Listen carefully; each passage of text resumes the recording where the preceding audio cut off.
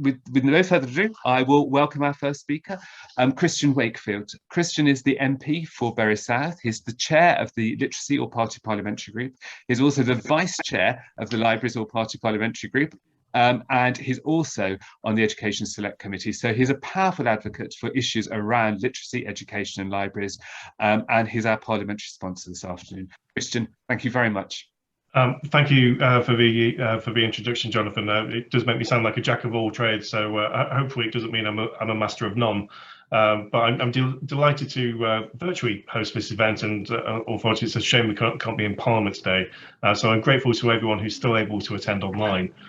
Today's event is really about bringing together partners across the library and literacy sector to launch the Primary School Library Review Report. So Jonathan will speak in more detail about the report itself, but I'm pleased that we've actually been able to publish a report that sets out the current situation of primary school libraries.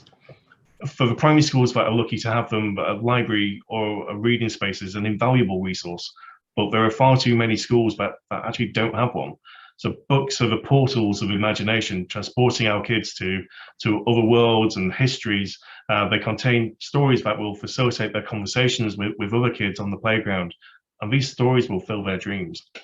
They also help to teach about spelling and grammar and sentence structure, so that one day they can read comprehensively and produce their own writing, whether finishing their first book unaided or writing their first Father's Day card like I have behind me. These are skills integral to not only their own future schooling and careers, but also to enjoy culture and navigate their world. So how sad a state of affairs it really is that not only was the provision of primary school libraries inequitable pre-COVID, but these issues have been further exacerbated since the pandemic actually began.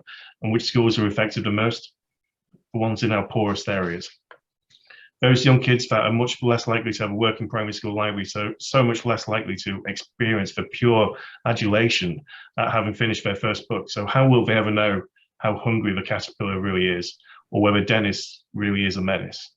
Before our children have even started high school or go to work, they are being weighed down, handicapped and left without a place to learn these vital lifelong skills. So setting poorer children up for a schooling in which they fall behind and get out-competed by those children who live in areas with school libraries. So I'm delighted that this report sets out a sustainable solution to this problem. And I look forward to using my position as Member of Parliament, so member of the Education Select Committee and Chairman of the APPG for Literacy to raise awareness and support primary school libraries. Furthermore, I look forward to continuing to work with all involved.